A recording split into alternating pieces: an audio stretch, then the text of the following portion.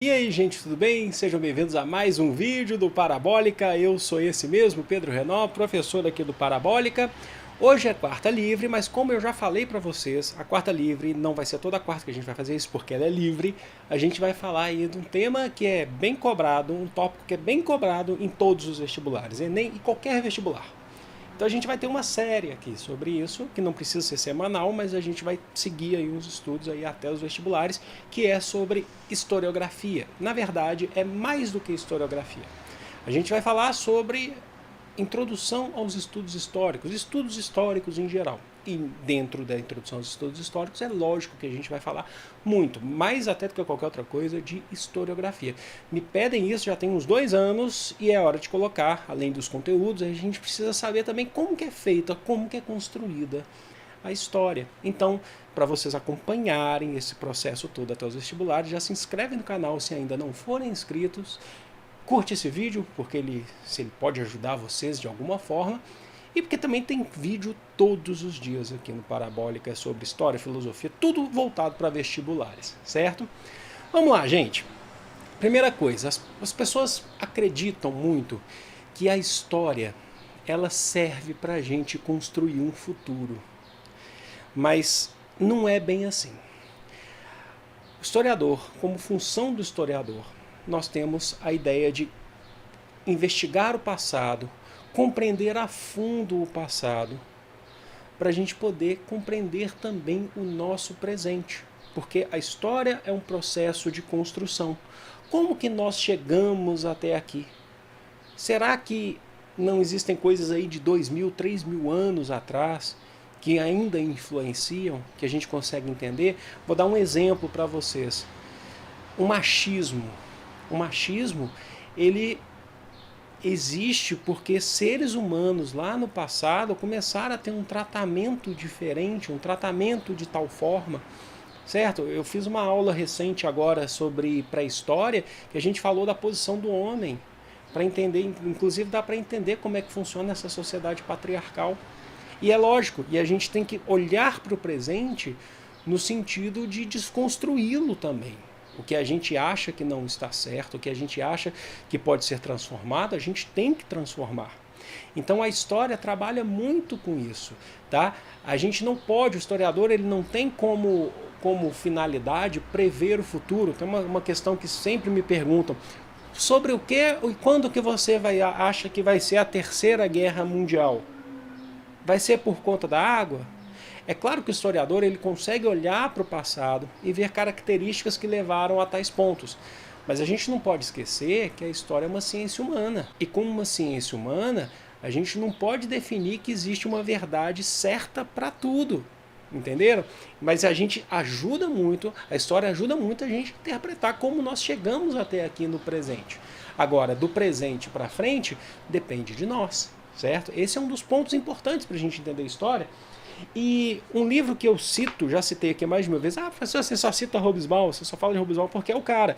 Esse livro eu tenho já há algum tempo, acho que na época que eu comprei eu mostrei ele aqui também, eu tinha uma outra versão, que é o Sobre História. Fica a dica de leitura para quem quiser acompanhar mesmo também, inclusive, que eu leio ele bastante, esse livro eu estou sempre relendo, para ver o nosso curso aqui. Fica a dica aqui do Sobre História, não sei dizer preço, tem muito tempo que eu comprei, mas acredito que ele não seja um livro tão caro, até mesmo porque ele não é um livro tão grande, mas é um livro muito importante do que seria para mim o maior historiador mesmo, sabe? O Eric Hobsbawm. Agora, o que a gente precisa entender? Que a história é uma ciência que está dentro do campo das ciências humanas, certo? Isso aí pra gente é inegável. Mas por ser uma ciência, a gente precisa estabelecer métodos para estudo do passado, para a gente poder conhecer melhor, para a gente poder interpretar melhor o passado e trazer para o presente, certo? E os historiadores, eles acabam utilizando vários tipos de fonte para poder estudar a história. A gente vai ter aulas aqui falando especificamente das fontes, tá? Então não se esqueçam disso. Hoje é uma aula inicial, é a primeira aula. Mas a gente pode trabalhar com fontes primárias, secundárias e terciárias. Como assim? Fontes primárias seriam basicamente documentos oficiais de um governo, uma legislação, ou documentos pessoais escritos à própria mão da pessoa, ou não precisa ser à própria mão, mas pela palavra da pessoa que você está investigando. certo? Então vou dar um exemplo para vocês de fonte primária, que o estudo da fonte primária muitas vezes ele acaba sendo um pouco mais seguro, às vezes para alguns historiadores, ele não é 100% seguro. Mas, por exemplo, quando o pessoal trabalha com a ideia de que o nazismo ele é marxista, tem gente que fala que nem é de esquerda, é marxista.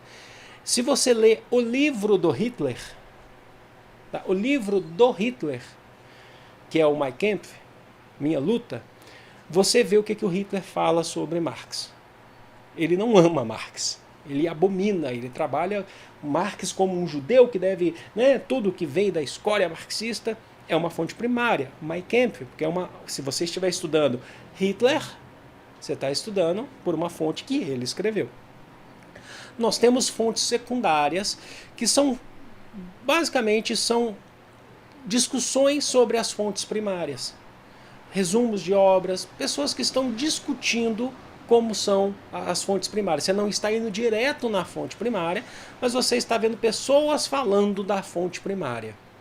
E nós temos as fontes terciárias, que essas já estão um pouco mais afastadas, que são referências bibliográficas, entre outras coisas.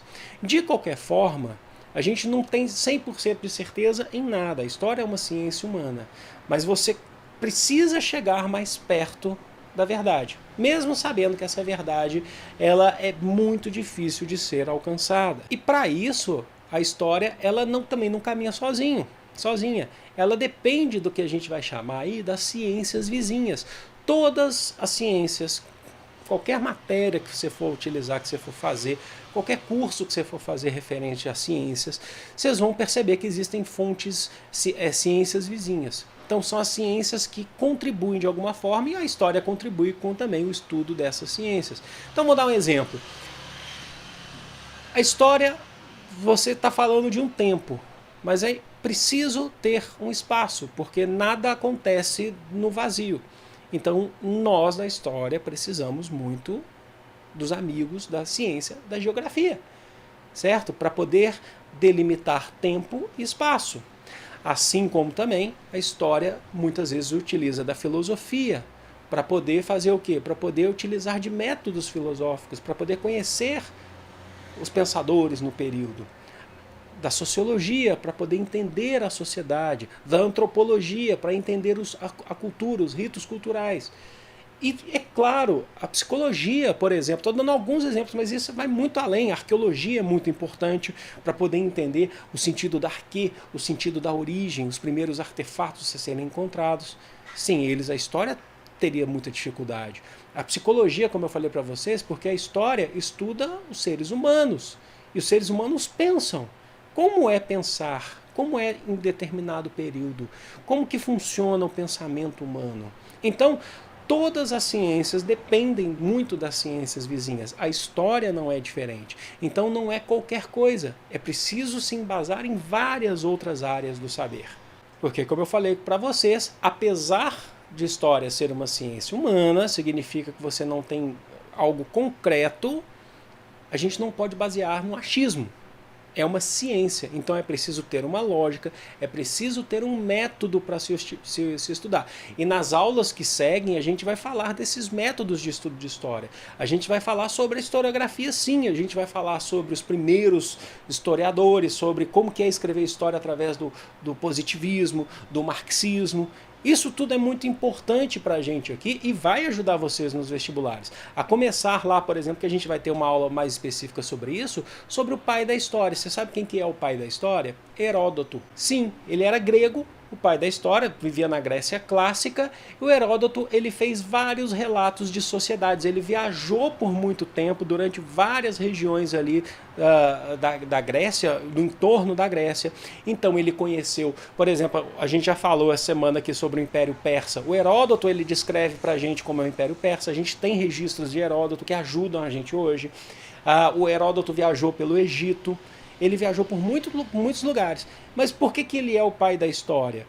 Porque antes do Heródoto, Muitas vezes os relatos contados na história eram os relatos só das grandes batalhas, de maneira épica, às vezes se utilizava muito mitologia para poder falar desses relatos, então a gente já tinha um distanciamento do que seria real. Significa que tudo que o Heródoto falava a gente precisa aceitar? Não. Como eu falei para vocês, a gente talvez não chegue numa verdade absoluta, mas é importante ler os registros do Heródoto, principalmente quando a gente percebe que está bem pé no chão, registros que estão se distanciando da questão épica, das grandes batalhas, dos vencedores, da mitologia, e tentar aprofundar a partir daí. A gente nunca vai ter 100% de certeza, mas a gente não pode se basear no achismo. Então estamos iniciando esse processo com essa aula introdutória, foi bem simples, mas foi bacana fazer. A gente vai falar de fontes aqui de pesquisa, a gente vai falar da historiografia, quais são os grandes movimentos, quais são as grandes escolas historiográficas, sempre nas quartas-feiras, tá? Não toda quarta-feira, mas sempre que tiver, porque a gente não precisa de todas também, porque o conteúdo não é tão grande assim, se tratando de vestibulares, certo? Foi um grande prazer, eu vou ficando por aqui, grande beijo, fui! Se inscreve no canal, hein?